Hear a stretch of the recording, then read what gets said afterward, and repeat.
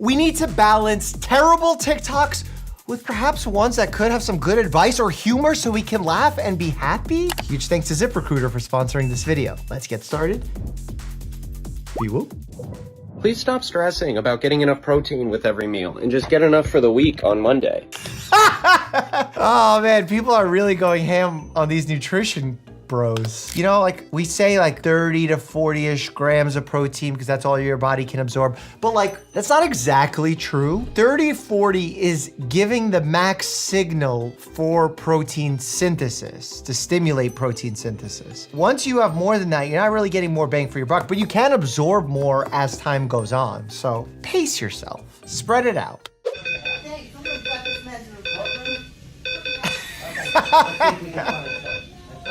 See, that could be good, but it could also be problematic. And this is where sometimes young residents and med students get thrown. They see a heart rate of 45 and they automatically assume it's terrible. Some people who are in great shape, their resting heart rate is so low because they're just in phenomenal cardiovascular shape. But there are patients who have heart blocks that have a slow heart rate, so you actually need to look at the rhythm strip. And another reason where someone may have a really slow heart rate is because they're not taking their medications properly. Some medications, thinking beta blockers, can slow your heart rate, and I've had patients who take them because they say, oh, my blood pressure felt high, and you're not taking blood pressure medication as needed, and they take several doses of their beta blocker and end up having this beta blockade where their pulse is quite low. People always ask me how we find water while we're on expeditions in the Amazon rainforest. And it's actually simpler than you think. Do they bring coffee mugs in their expeditions to the Amazon? There's the rivers going by. The trick is you move the cup. You move the cup with the river. Don't drink it. No! Bro, they have the straws now. Where is my, Where is my lark? I have to show this gentleman that he can bring the lark with him. Oh my God, I'm just thinking of the giardia that's in that water and how much diarrhea is about to come out. Wait, it's not funny. He claims that deep in the Amazon, the water's filtered by the roots of the trees and is therefore not. It's not. The answer is it's not. I don't believe you, sir. What I have studied says otherwise. Use the lark, man. Not sponsored. What are we even watching here? The patient intake board. Okay, we are slamming it. A lot of patients coming. I love the beard, the hoodie. You're not in the pit. Look alive, everybody. James Whitmore, chest pain, diaphoresis. You can't even Diaphoresis, champ. You don't need a medical degree to read the board. Trauma 2 open. I need to know right now. That's my bedroom. Answer the question, yes or no. Do it now. I'm looking for something to intubate with. What does that even mean? I don't know, but we gotta do it to everybody. He sounds like Sean from The Good Doctor. Bingo. Go to the bathroom real quick before Are you people show sure? up. Because every time you go in there, you have a PTSD episode. No, I'll be fine. I couldn't save it! Oh my God. I wonder what Noah Wiley's reaction to this would be. The other day, we tried to pitch writing a medical drama with me and Dr. Beach Jam, and he commented that we dare not step on his toes or else he will become an actual doctor. Challenge accepted, sir. How's baby Jane Doe doing? We got a donor with a doohickey stuck in his dumper in trauma 2. Baby Jane Doe. Baby Jane Doe. Why is it there's pleasure, Baby Jane Doe? Just asking how someone's doing goes a long way. How's baby Jane Doe? How's baby Jane Doe? How's baby Jane Doe? If I ever get a ferret as a pet, I'm gonna name it Baby Jane Doe. If this video, I won't do it again! If by season 3 premiere, this video gets more than 599,000 likes and over 10,000 comments, I will wear something similar to that to the pit. Hold them to it, folks. Oh, yo, no, no, no. Is a grip about to slip?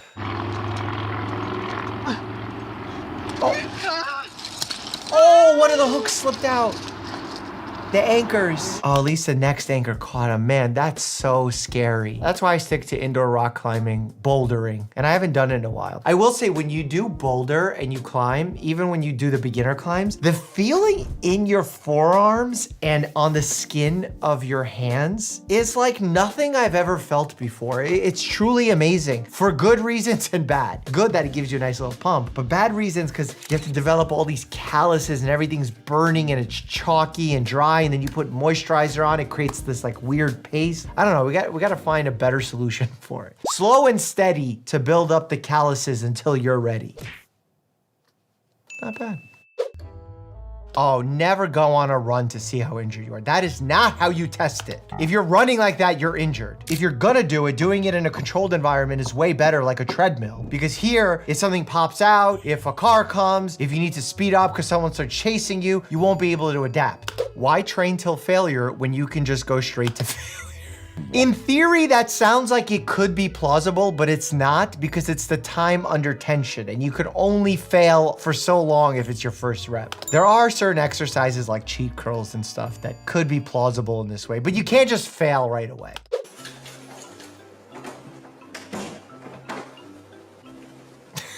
What did I just witness? That was crazy. Sometimes I just stand in like a seated squat position, not because I want to feel what it's like to be a little shorter, but more so to get a little isometric training of the quads and glutes, etc. Hey, have you guys seen my butt scratching fork? I think I left it next to my penis water. What? A butt scratching fork is the worst device ever because it's not only sharp, it has food residue on it, and that is prime placement for bacteria buildup, and you don't want bacteria near your butt. They both start with B, but please don't do it.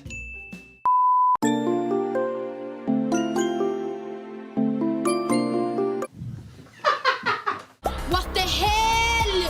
What the hell?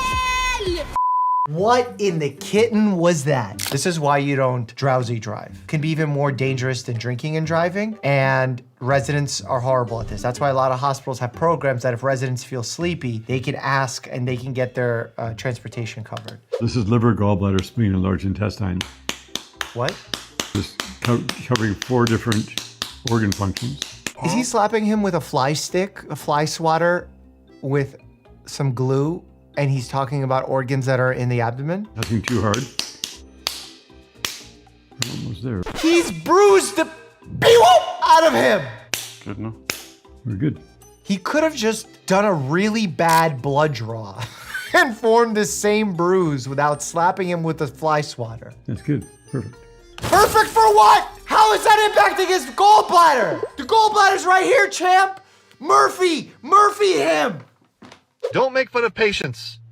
Don't make fun of diseases. Don't make fun of body parts that have diseases. Don't say or post anything that could be remotely interpreted as making fun of a patient. I get what you're saying, Dr. Glockenflocken. Comedy's tough, because you want to find that line, but I think as a doctor first who's trying to do comedy, you have to err on the side of being less funny because there is a higher chance of you offending a potential patient that might end up in your care. So I agree. Why do you think I don't have any patient characters in any of my skits?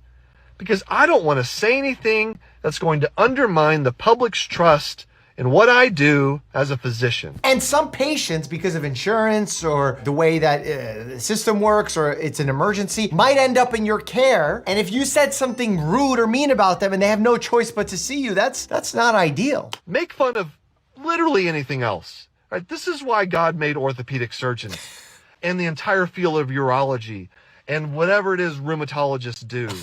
Make fun of that. Rheumatologists are so important these days. Autoimmune expertise, there's so many different labs to order and so many seronegative presentations of things that I need their help a lot these days. Back to the TikToks in just a second, but first, I want to tell you about ZipRecruiter. Did you know that the average employer has to sift through 250 resumes per job opening? Talk about time consuming. Well, if you're hiring, here's some good news. You can now review all these resumes and applications faster thanks to ZipRecruiter. They have a new feature that instantly shows you the most interested, qualified candidates first. And today you can try it for free at ZipRecruiter.com/Dr. Mike. I've been in the market for a new thumbnail designer, and ZipRecruiter has made the process so much easier. I actually removed the listing after the first day because of how many great applicants came in. That's because their powerful matching technology finds qualified candidates quickly. You can also get a feel for their personality. Candidates can tell you in their own words why they're interested in your job. And with ZipRecruiter's new feature, qualified candidates who are very interested in your job show up at the top of your list. Cut through the standard and get to the standouts with ZipRecruiter. 4 out of 5 employers who post on ZipRecruiter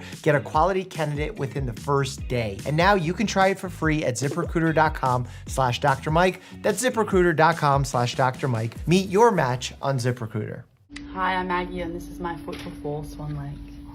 Oh, okay. Interesting, because I'm already seeing some signs of potential skin breakdown and irritation that, if warm, tender, and spreading, could be a sign of cellulitis. This is my foot after the show. Oh my God, don't. This is gonna end up on WikiFeet, I already know. Oh, mama. That's a blister. Oh my God, stop.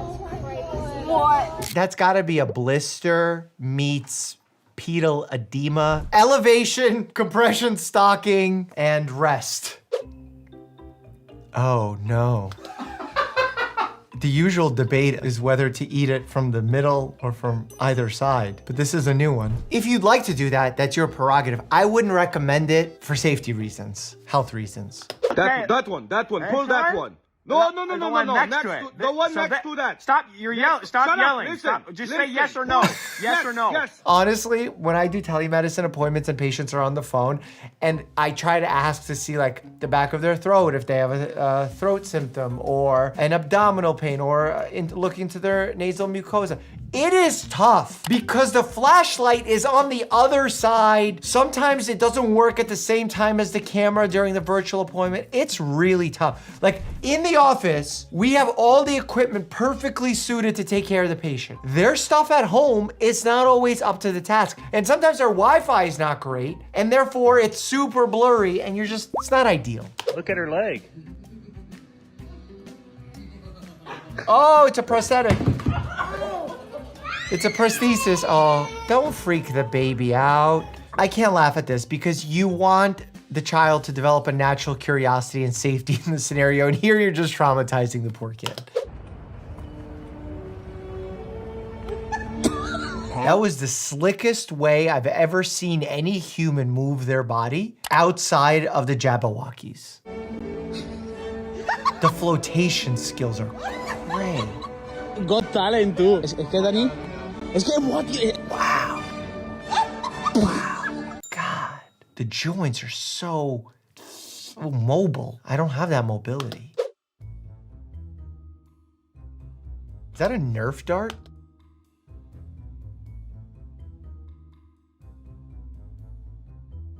What did I witness? She's trying to remove her contact lens. With what item? What object was that? It was like a little suction tool. Be smart. Be safe. Don't try this at home. There was someone who was not an MD who I entrusted with my health. And at one point I was taking more than 20 supplements a day in the pursuit of longevity. Oh, well, this is very common because here's what the issue is. Those in the natural medicine space, whatever that means, and I say it like this because doctors recommend natural remedies all the time. I have videos called, here are natural remedies that actually work. When natural remedies become actual science, they're just called science. When they're called natural remedies, that means they're not proven and therefore are potentially distracting you from things that are proven. Many of those people are just trying to sell you a product that has no need to prove that it works, no one overseeing that it works or its safety. So it's like the worst version of whatever qualms you have about the pharmaceutical industry. It's like you take the pharmaceutical industry, which already has a ton of problems, and then you add a ton more problems to it because there's no oversight. I went to my doctor, my actual doctor, and I said, oh, my gut's all messed up, things are all messed up, my skin's all messed up. And then she said to me, what are you doing? And then I told her, she said, bring in everything that you're taking. I did blood work, and I had terrible liver damage. That happens from certain supplements. We've seen that as a reoccurring pattern where the liver enzymes are at a very high level, and after discontinuing the supplements, it drops right down, and that is very reassuring, especially because these supplements are all risk, no benefit. The healthiest girl that I thought in the world by untested, unregulated supplements. And that's all of them, by the way, not like one brand. What are we looking at here? Police officer down. Oh! He's gonna find the drugs. Wait, is he trying to do chest compressions? No.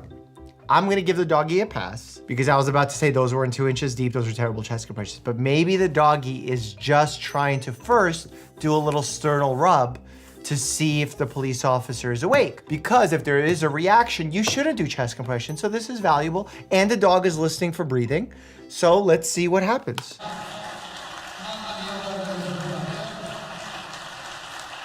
Whoever trained this dog should go to jail. You think you're gonna get Rosk with those terrible paw compressions? Those paws better step up their game. You wanna be a canine of the year, saving a human life, circulating remaining oxygen within the blood? Unbelievable. Where is this happening? I'm filing a report.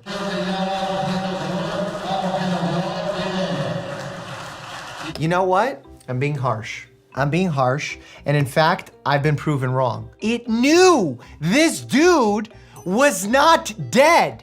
It could hear his heart and his breathing. So it said, why would I go 2 inches deep and break ribs if he already has a pulse? Oh, this is definitely a derm conference. They're all afraid of the sun. As they should be. They're protecting their skin from aging and from burning. There's this weird alternative thing that has happened where people are like, you need to expose yourself to the sun more and the sun can't harm you. No. The sun can harm you. People get sunburns all the time, and those who have sunburns have more cancer. It's just proven. Like, I'm not saying be afraid of the sun, don't go out for 5 minutes within reason. Where's SPF? Coverage. Today I'm meal prepping for the next 30 days.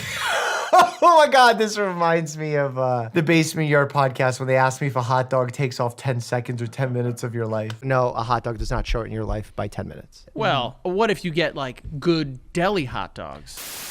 This helps keep my diet consistent, and the good thing about hot dogs, they're stacked with amazing nutrients and their preservatives make them last a long time. I would say that this is a very unhealthy diet. This is considered a processed meat. Overconsumption of processed meats increases risk of certain cancers like colon cancer. So yeah, I wouldn't recommend this as a staple of your diet. You think it's that easy, dude? Well, oh, my friends. I mean, kind of. Well, I just happen to have a monologue that Scott wrote for next week's episode. Perhaps you'd like to give it a go. So we get a sneak peek of next week's episode? That's a weird thing to have. I'll time you. Do you need to time her? It's going to be hard enough to do the pronunciation of things. Okay, sure. And obviously this is real. I promise I've actually never seen this because this is a crazy bit that someone decided to do. Okay, go. Go. He's probably anticoagulated for AFib. That's an important thing because likely this patient is bleeding out, and if they're anticoagulated to decrease the likelihood of forming a clot in the atria, which then can get shot up to the brain, they put him on a blood thinner, which makes him more likely to bleed. Stand by with a 4-factor PCC if there's a brain bleed. Intubated for an agonal respiration. CGC5. I think this person was involved in a major trauma, and they're worried about someone who's on anticoagulants bleeding. Gram of nexofloxacin and 50 grams of alcoxystrylin. Repeat lactic acid in 3 hours. Yeah. Well, they're looking to see if the patient is oxygenating well. Props to Kristen, though. Good job, Kristen. I'm proud of you. I bet your kids are proud of you, too. I know they like medical shows. I see you watch it. The schools that I went to and the environment that I was in is sort of sports heavy, rugby oriented. But then I broke my back when I was 16. Breaking your back is no joke. You have these vertebrae that are stacked on top of one another, and there's nerves that come out in between these vertebrae that when there's inflammation because of the fracture, that starts putting pressure on those nerves. I need to lift heavier weights. I need to take creatine. I need to increase my protein. I need to walk more. I need to increase my fiber. I need to wear more sunscreen. I need to take magnesium. I need to take collagen. I need a sauna. I need to sleep earlier. I need to stop drinking coffee. I need to regulate my cortisol. Not all bad pieces of advice, surprisingly, from a TikTok. However, when you put the amount of pressure and specificity to each one of those goals, altogether that can feel quite overwhelming. And that ends up spiking cortisol and making sleep worse, anxiety worse. We need to take it one step at a time. We need to take on the biggest challenges first, at the same time taking on smaller challenges to get a little bit of that boost from our neurotransmitters from completing that challenge, and then take on the bigger challenges as time goes on. Usually what happens is you start experiencing the stacking phenomenon that having success in one area leads to success in another area. But it doesn't mean you have to do all those things all the time, all at the same time. You may now start the encounter. Hi, my name is Paul. I'm a first-year medical student. I'm going to do a history and physical today before I report the findings back to my preceptor. Could I verify your name and date of birth before we begin? I'm going to go ahead and wash my hands. That was really good and very thorough, but perhaps too rushed. Perhaps because it was his first time doing it. Maybe wash your hands before entering the room, introduce yourself to the patient, introduce who you are, what you're seeking to do, and then after present all that information to the attending. Honestly, attending should walk in and ask if the patient is comfortable with that first, because maybe a patient doesn't want to tell the story numerous times. Maybe they're not comfortable with a med student in the room. That is within their rights. Здравствуйте, меня зовут Лео. Hello, my name is Leo. What's your emergency? Обращайтесь, пожалуйста, в телефон. Please talk to the phone. Please talk to phone. Which is actually not the right advice, because she's doing the right thing by talking to the patient and having the interpreter interpret. У меня нож в спине. I have a knife in my back? Like, is he saying he has back pain? I have knife in back. I got a level 1 stab wound. I need a gurney. What's a level 1 stab wound? You're gonna be okay, sir. Go with them. Спасибо за помощь с ножом, Вэл. He said, thank you for your help. Oh my God, we need to get 2 IVs. We need to crack open the chest. We need an x-ray, and we need the trauma team stat. I'm not an ER doctor, but that is what will happen. Anyway, if you enjoy watching, you should check out my full review of St. Dennis. Hilarious show. Click here to check that out. And as always, stay happy and healthy.